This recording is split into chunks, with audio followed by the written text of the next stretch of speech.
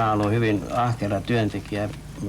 Periaatteessa koko elämäni on ollut 2 roolia, tämmöinen normaali päivärooli ja sitten yörooli. Ja se yörooli on ollut tätä viidettä ja päivärooli on ollut sitten tätä asiaa. Täällä salissa kiertää 3 kappaletta langattomia mikrofoneja. Suut usein minua syytetään, että hyökkään tätä valokuvan taidetta vastaan, mutta se ei ole minun tarkoitukseni. Periaatteessa yritän kannustaa nuoria näkemään nykyisen maailman ja tallentamaan sitä. Se tuottaa paljon paremman tyydytyksen ehkä 40 vuoden kuluttua kuin että tekee niin sanottuja taiteellisia valokuvia. 40 vuoden kuluttua ne taiteelliset valokuvat ovat ehkä menettäneet kaiken arvonsa. Voivat pyytää. Minusta meillä ei valokuvaajaa vielä arvosteta. Professori Klinge jossain kirjoituksessaan juuri sanoi, että lehtivalokuvat ovat tulleet täyttämään sen tyhjiön, missä ennen vanha oli mustalaiset ja palvelijat. Kuvassa on hyvin nuorta. Voidaan sanoa, että kuvat Suomesta ovat hyvin paljon sodan jälkeisiä. Ennen sotaa, sodan aikana ei kuvattu ja ennen sotaa, niin valokuvatekniikka oli vielä heikompaa kuin sodan jälkeen.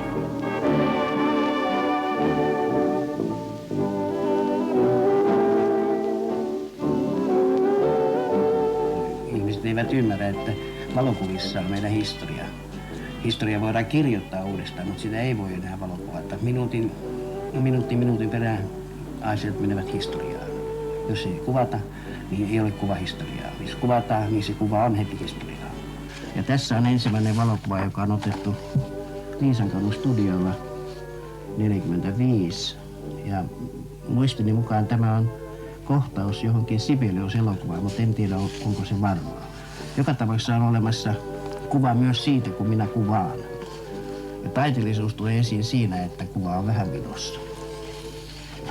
Se oli alku.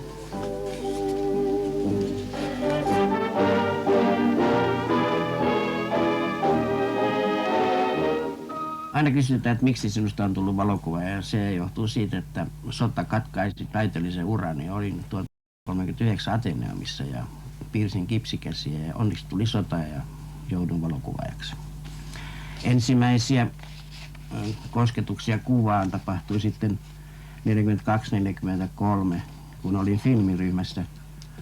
Tehtiin elokuvaa Lotta-tyttö komennuksella. Ja kerran miehet olivat rintamalla, niin jouduin kaikkiin pieniin osiin. Olin hyökkävä venäläinen ja kuollut venäläinen ja hyökkävä suomalainen ja kuollut suomalainen ja invadiivi, niin kuin tässä kuvassa Ansa Ikosen kanssa huoli. Sitten tuli rauha, raakafilmipula esti elokuvaurani ja minusta tuli valokuvaaja. Opit ammatin? 2 viikossa. Itse? Itse, niin, ja tietysti seuraamalla vanhempien valokuvien työskentelyä. Silloin tuntui sodan jälkeen siltä, että jos ei käyttänyt liikaa alkoholia, niin oli hyvä valokuvaaja. Oliko ammattikunta minkä kokoinen suunnilleen? Useimmat ammattikunnan edustajat oli siis sodasta tulleita vanhoja TK-kuvaajia. Ja määrätyllä lailla voidaan sanoa, että lehtivalokuvaus syntyi näiden TK-miesten ansiosta. Kerran siihen asti valokuvassa oli tapahtunut studioissa ja nyt sitten tultiin ulos. Ja meitä sanottiinkin ulkokuvaajiksi. Millä tavalla se erosi sisäkuvaajasta? No sisäkuvaajilla tietysti oli olosuhteet, jotka olivat paljon helpommat. Valot oli samat, ei tuullut, ei tuiverellut. Ja kaikki tämmöistä kerran ulkokuvaajan hankaluutena juuri valo oli ei ollut siis valo, keinovalona käytiin magnesiumia. Kamerat oli hitaita kömpelöitä jalustalla. Se on aika inhottavaa työskentelyä niin sanotussa uutistapahtumassa jalustan kanssa ja pyytämään ihmisiä, kaiva pysähtykää. Sitten annettiin magnesiumin taas oli tehty kuva.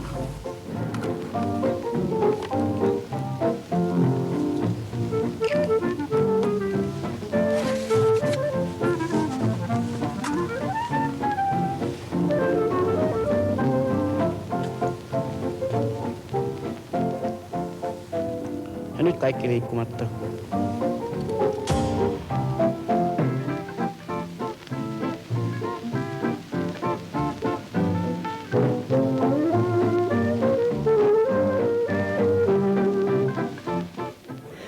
Valokuvaaja Kalle Kultala on tänään 40 kertaa näissä juhlissa. Ja tällä kertaa hän ei ole valokuvaajana, vaan kutsuvieraana. Tuntuu tietysti vähän siltä, että on alaston ja on työtön. Onko aivan varma, että sinulla ei ole missään päin kameraa kätkettynä? Ei ole. Tuolla alhaalla tutkittiin.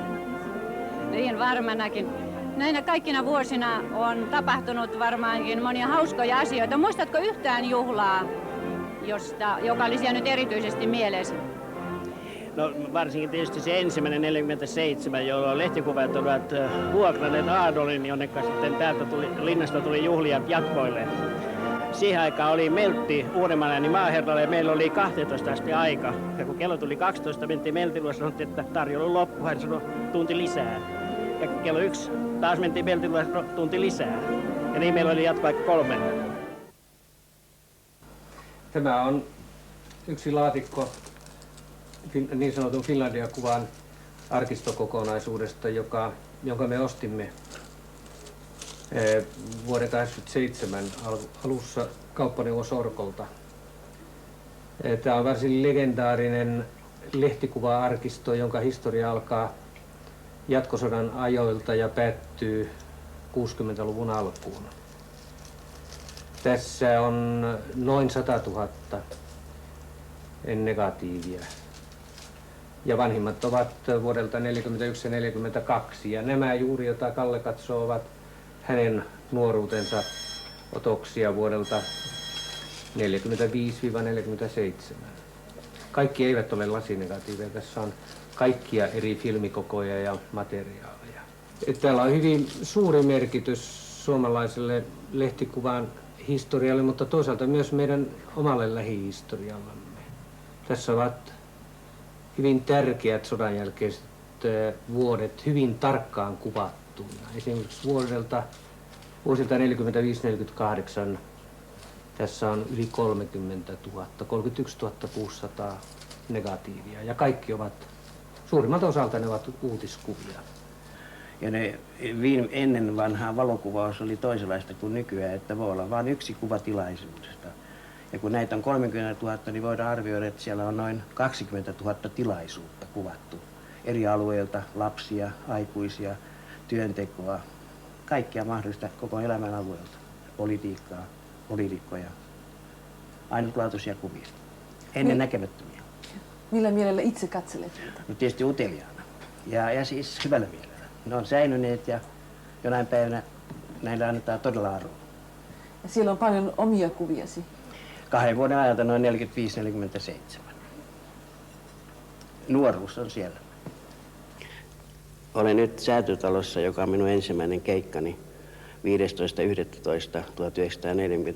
15.11.1945.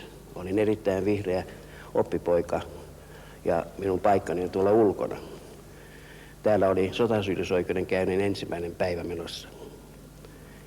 Kun bussi toi sotasyylliset tuonne ulos ja minä niitä innokkaasti valokuvasin, niin ylioppilaat ryhtyivät laulamaan, oi herra siunaa päämies maamme. Se, että olin täällä niin sanottuja valokuvaajana, johtui siitä, että kaikki Finlandian kuvan valokuvat oli komennettu tälle tekemään uutiskuvia, kerran se oli ehdottomasti Suomen historian suurimpia tapahtumia, tämä sotasyyllisoikeuden käynti. Ja vaikka olin aivan vihreä ja oppimaton, niin minulla annettiin kamera ja sanottiin, että ota poika kuvia. Sitten tilanne kehittyi ja niistä ulkokuvista tuli hyvin kysyttyjä, kerran siellä poliisit ratsastivat ja ajoivat ihmisiä pois katukäytäviltä ja kaikkea tämmöistä. Niitä ei ole paljon näkynyt. Ei, minä itse ihmettelin sitä samaa löydettyä nämä negatiivit ja tehtyä niistä kuvia. Olen käynyt sitten museossa ja arkistossa katsomassa sen ajan lehdistöä. Ja tuntuu siltä, että oikea sensuuri oli silloin vielä voimassa, mutta itse sensuuri oli varmaan aika voimakas. Ei ollut kovin paljon kuvia ulkona. Mitä kuvia nimenomaan sensuroitiin? Juuri tämä poliisien atakki. Että se oli aika hurjan näköistä, kun lumipaakut lenteli ilmassa ja poliisit tulivat sieltä Sofian kadulta. Siellä oli kolmenkunainen talli. Ja heitä oli varmaan joku 50, ehkä lähemmäs 100 poliisia, ratsupoliisia. Ja väitettiin, että he ratsastivat niin kuin sitä suurtorin tai suurkirkon portaita ylös. En nähnyt sitä, mutta joitakin kuviahan tässä nyt on. Ja Finlandia-kuvan koko oli entisiä majureita tai everstejä tai vastaavia. Ja tietysti se mieliala oli tämmöinen armeijan mieliala. Ja heillä taas pohjana oli tämmöinen mieliala. He ovat TK-miehiä ja palvelivat sillä lailla sota-aikana. Ja Kekkosen kohtalona oli olla sitten oikeusministeri, joka joutui laatimaan taannehtivan sotasyyllislain. ja siitä lähti tämmöinen, melkein voi sanoa viha Kekkosta kohtaan. Tai ainakaan häntä ei ymmärretty, katsottiin, että hän oli petturi.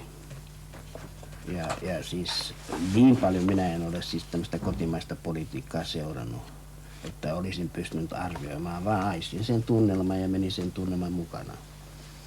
Että ensimmäinen Urho Kekkonen on minulle tämmöinen petturi.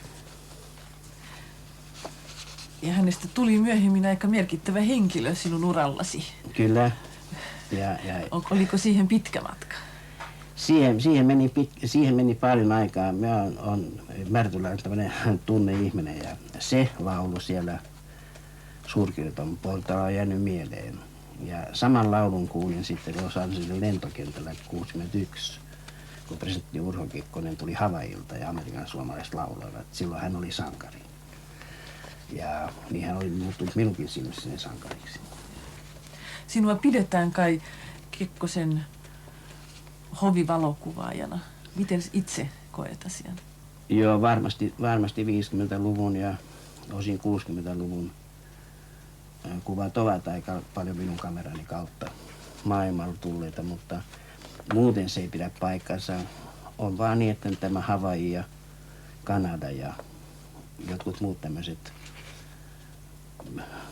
kuvat, jotka ovat jääneet elämään, niin mä oon ollut ainoana paikana ja se selittää sen.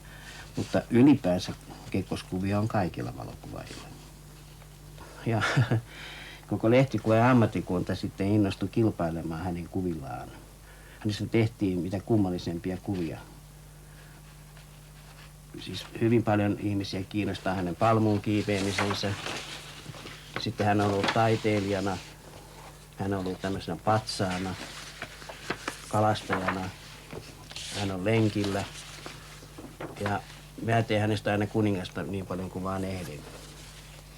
Kohtalona Kekkonen. Kohtalona Kekkonen. Ja hän oli niin suosittu kuvattava, että varjosta jo tiedettiin, että aha, se on Kekkonen. Teit hänestä patsasta, miksi? No en tiedä patsasta. No hän oli erittäin ryhdikäs ja määrätietoinen liikkeissä ja kaikissa. Valokuva on helppo silloin valokuvata, kun tietää ihmiset, että hän tekee sen varmasti noin ja noin. Että hän ei tee mitään polveiluja. Paitsi sitten, kun hän oli kujelutuulella. Sitten polveiltiin. Mutta muuten hän oli... Oliko hän usein kujelutuulella? No, ainakin 2 kertaa päivässä. Kyllä hän oli. Kekkonen oli erittäin miellyttävä kuvattava juuri sen takia, että hän oli niin ailahtelulainen. Eikä hän tehnyt mitään 2 kertaa. Jos hän jonkun tempun teki, niin hän teki ja sitten se oli ohi. Oli ihan turha huutaa, että vielä kerran, more. Oliko hän tietoinen kamerasta? Kyllä hän haistoi kameran. Ja sinä käytit kaikkia tilaisuuksia hyväksi? No määrätynlaista oppi tietysti hänet ja huomasi jo ympäristöstä, että jos näki jonkun näyttelyssä jonkun tuolirivi, niin tietysti varmasti, että Kekkonen istahtaa johonkin tuoliin. Tai jos oli jotain mitä muuta hyvästä tämmöistä rekvisiittaa hän käytti hyväkseen. Siihen se palmukuvakin perustui, että hän näki sen palmun ja ne poimijat ja hän halusi vähän leikitellä, oli menevinään sinne. Ja isännät huusivat, että täytyy ottaa kengät pois. Ja sitten hänellä ei ole mitään mahdollisuutta peräytyä. Hän otti kengät pois ja lähti. Valokuvat seurasivat häntä Märtyllä tämmöisellä ilkikurillisella tavalla. Ja hyvä esimerkki siitä, kuinka kuvattu ja suosittu presidentti oli, on se, että kun valittiin vuoden lehtikuvaa, niin kilpailuosastuista kuvista 60% voi olla Kekkosta. Että siis me todella metsästimme häntä. Kun nykyaikaa katsoo, niin nyt ei ole tämmöistä propagandansärkiä. Silläkö tavalla Koivisto eroaa Kekkosesta kuvauskohteena? Hän ei rakasta varmaankaan kameraa Ja hän tekee mikä on välttämätön paha, mutta ei varmaan mitään sen yli. Ja aika erilainen ihminen on erilainen, että ei heitä voi verrata keskenään, että jompikumpi on parempi tai huonompi. Se on vaan, että se ei luonnistu raadan ylihyppiminen koivistolta. Tai ehkä jonain päivänä luonnistuu. Olet ollut yli 40 vuotta lehtivalokuvaajana ja ollut mukana tyydyttämässä yhä kasvavan lehdistön, yhä kasvavaa kuvanälkää. Ja samalla tallentanut meidän Suomi-kuvaa. Lehtivalokuvaajalle on jäänyt tämä rooli tahtomatta, kerran Suomi-kuvaa kunneita ja Suomi-kuvaa hakemaan, niin se löytyy meidän arkistoista. Et minä en ole suinkaan se, joka sitä tee, vaan meitä on tällä hetkellä varmaan lähes 300. Ja siis valtiovalta ei ole kiinnostunut omasta kuvastaan, vaan se työ on jäänyt lehtien ja meidän lehtikuvaajien varaan. Vain pieni osa julkaistaan. Erittäin pieni osa julkaistaan tänään. Aina vaan pienempi määrä johtuen siitä, että negatiivia otetaan enemmän. Alkuaikoina 40-luvulla ja 50-luvulla niin ehkä puolet tuli julkisuuteen, että jos 10 kuvaa otettiin, niin 5 julkaistiin. Mutta tänään otetaan esimerkiksi 100 kuvaa ja julkaistaan 2. Ja juuri nämä julkaisemattomat negatiivit, ne voivat pitää sisällään paljon enemmän sitä Suomi-kuvaa kuin ne julkaistut, joilla valokuvaaja on palvelija. Hän palvelee seuraavaa päivää. Mutta hän voi arkistoida sitten tulevaisuuteen. Katsotaanpa vähän kuvia sitten. Tässä on esimerkiksi... Joo, tässä on tietysti tyypillinen uutiskuva, setelileikkaus 1946 uuden vuoden yöllä. Tässä on Finlandia-kuvan silloista henkilökuntaa statisteina. Tässä on tämmöinen katulaulaja Mikon kadulta. Kuvaa hyvin aikaa, jolloin polttoaineena oli halot. Samaten niin tämä on varmaan Loikkaselle lohdullinen valokuva. Nykytiet eivät ole aivan näin kurjia. Ja tässä on tämmöinen valokuvaajan sattuma. Minä menen naisten uimalan ohi Seurasaaressa ja on kamera ja samaan aikaan kurkistelija tulee maisemiin. Tässä tapahtuu 3 maailman kohtaaminen. On malli, kurkistelija ja tuplakurkistelija valokuvaaja. Mitä voit sanoa ammattimoraalista? No joo, se on vähän hankala tietysti tässä tilanteessa. Silloin ei ollut intimiteettisuojellakin voimassa, kun tämä kuva on otettu. Enkä todella tiedä, miten ihmiset suhtautuu tänään tähän. Tämäkin on ollut julkisuudessa ja silloin ainakaan ei tullut mitään soittoja. Missä sinulla kulkee raja? Valokuvaajan moraali on tietysti, sitä voidaan arvostella vaikka kuinka pitkään. Itse ajattelen asiaa myös toisinpäin niin, että valokuvaajan pitää sen tunteen vallassa, mikä hänellä on siinä tapahtuman hetkellä, valokuvat kaikki. Ja jälkeenpäin vasta mietitään tätä moraalia. Tässä on nyt kysymys Inga Müllerin katoamisesta ja hänen ruumistaan etsitään tuolla Leppävaaran pellolla. Me etenimme toimittajan kanssa vierekkäin, molemmin puolin oli poliisia ja vapaaehtoisia ja sattumalta toimittajani potkasi Inga Müllerin saappaan esiin. Tästä sitten syntynyt kuvasarja on tässä pöydällä. Nämä kuvat eivät ole olleet lehdissä kerran, ne olivat liian hienotunteisia. Helsingin Sanoista voidaan sitten mennä katsomaan, mikä kuva julkaistiin. Minun moraalini on edelleenkin puhdas. Mikä on yhteistyö toimittajan kanssa? Se on hyvin hankala ja laaja kysymys. Joka syksy pidetään yksi seminaari, missä tätä pohditaan. Luultavasti toimittajan pitäisi olla yhtä iäkäs kuin valokuvaajakin. Yhtä paljon maailmaa nähnyt, yhtä utelias ja samoja maailmanarvoja kunnioittava. Se on tietysti vähän hankala ammatti juuri senkin takia, että siinä on niin paljon rutiinia ja sitten kun Kalle on ollut niin pitkään kuvaaja ja hän tuntee kaiken, hän tietää kaiken jo etukäteen. Sitten tulee tämmöisiä toimittajat vaihtuu. Aina tulee uusi nuori toimittaja, joka ei tiedä mistään mitään. Ja Kallelle tulee ehkä sitten vähän halu opettaa, jolloin nämä nuoret rupeavat vitsailemaan, että kun tulisi vanhaksi, saa sitten edes kehua. Ja siinä tulee vähän tämmöinen ristiriita. Ja muutenkin se se jutuntekotilanne, siis toimittajan ja kuvaajan yhteistyö, se on ikuinen pulma. Se on vähän niin kuin tunnelin kaivaminen, aloitetaan tunnelin kaivaminen 2 paikasta ja sitten jännitetään, että osutaanko yhteen vai meneekö ne eri tasoihin ne tunnelit. Ja usein käy niin, että toimittaja kirjoittaa jutun toisella tasolla ja kuvaaja toisella ja tulos on huono. Siis onnellisen tulos on se, että nämä tunnelin kaivat kohtaavat toisensa, jolloin se juttu on sillä tavoin kokonaisuus, että kerran minut on leimattu Kekkosen kuvaajaksi niin voimallisesti, niin haluaisin aina muistuttaa, että paras elämäntyöni on tehty 50-luvulla. Mä oon kuvannut kuluttajalehtiä ja erilaisia osuuskauppoja. Kaikki kaupungit läpi, Mikkeli, Kotka, Kuopio, Salo, mitä niitä lieneekään. Samaten tämmöisiä yksinkertaisia kansakoulukuvia.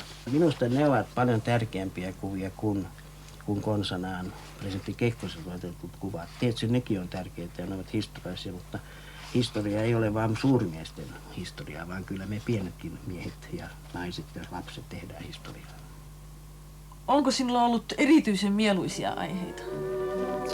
Nainen tuo valokuvaille leivän, ainakin lehtivalokuvaille. Tässä on hyvä esimerkki Armi Kuusla 50-luvulla. Ja ylipäänsä valokuvaajan mallina on nainen. Ehkä se johtuu siitä, että valokuvaaja itse on mies. Mutta varmasti yhtä paljon, kun on tämmöisiä niin sanottuja asiakuvia, niin on näitä viihdevalokuvia ja niiden mallina on nainen. Ainakin ollut. Niin, tietysti ikä tuo tämmöisiä esteitä, että minun on vähän vaikea kuvitella itseni enää missikilpailussa ryömimässä 25 valokuvaajan mukana. Kerran jos minä menen nyt kontille, niin en pääse sieltä ylös. Nykyään aika paljon naisvalokuvaajia. Kyllä, ja se on varmaan ihan hyvä, että ammattiin tulee uutta verta myös sillä lailla. En tiedä sitten, onko valokuvauksessa mitään merkitystä sillä, että onko mies vai nainen. Epäilen vähän, mutta kaikin mukomin tervetuloa. Mitä sinä epäilet? Siinäkö? Sen verran, että minun jotenkin vähän harmittaa siis että nainen fiksumpana kuin mies niin alistuu tämmöiseen kykkimiseen ja toisten perässä juoksimiseen. Onko se sinusta kykkimistä? Kyllä se on aika paljon. On vaikea itsevarmuuttaan tai tämmöistä omaa minänsä pitää pystyssä, kun kaikki tönii ja sanoo, että menkääs pois ja onko teillä lupaa ja hetkinen, kukas te olette. Valokuvaaja, kuitenkin hänellä on valtaa. Ajattele esimerkiksi alkukantaisia ihmisiä, yleensä alkukantaista suhtautumista, niin valokuvausta pelätään, koska tavallaan sinä niin kuin valtaat sen kohteesi valokuvaamalla sen. Joo. Sinä omistat sen. Joo. Kyllä minä tunnen nyt juuri tätä pelkoa. Siis kamera on julma väline, mutta taas siinä maailmassa, missä minä liikun, niin heillähän on aikamoinen kameratottumus jo. Että ei jostain, he eivät voi enää kameraa syyttää. Kyllä presidentin ja pääministerin ja ulkoministerin ja muiden ministerien ja kunnanjohtajien pitää kestää kameraa. Valokuvaaminen on myös riistämistä tavallaan. Sehän on alistamista. Miten siihen sanot? No, se on semmoista filosofiaa, johon minä en enää sitten puutu. Lähinnä kameran takana on tietysti koko ajan ajatuksia. Ja kameran tekniikka antaa mahdollisuuden mitä kummallisempien ajatuksien toteuttamisen kuvaksi. Ja nykymaailmassa hänen ihminen pyrkii jo kuvaan. Ehkä.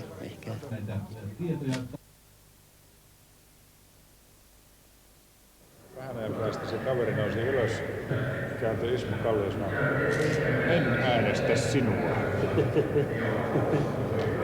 Hitler lähti vielä yhden kerran. Nousi taas ja sanoi, että äänestän Spedepasesta. Ja tässä on toinen käännös. Kuinka monenet vaalit, Kalle, sinä olet? En mä jaksa muistaa. Ainoa minkä mä muistan, niin Kepun kanssa mä ollut tekemisissä vuodessa 1947. Oli Kauhavalla tämmöinen puoluekokous, jolloin kaikki olivat nuoria. Esimerkiksi Virolalla oli semmoinen, jolla oli lyhyt takki, se oli kasvanut siitä vaatteesta ulos. Semmoinen kolhopoika. Olivatko nämä jännittävät vaalit? Nämä? Kyllä, voitin viskipulloa. Onko ollut vielä jännittävämpää?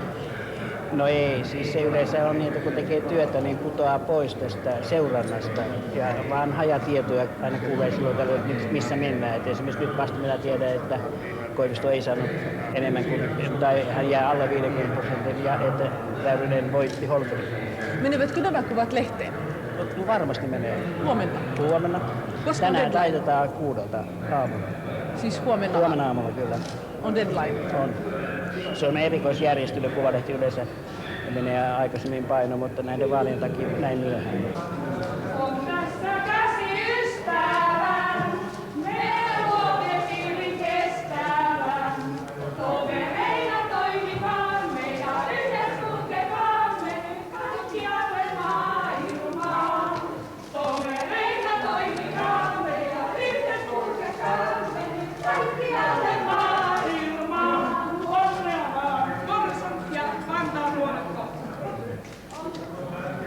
Oliko tämä viimeinen keikka tältä yöltä? Ei ollut. Minä lähdin nyt Väyrysen perään. Hän on siellä puoluetoimistossa juhlittamana.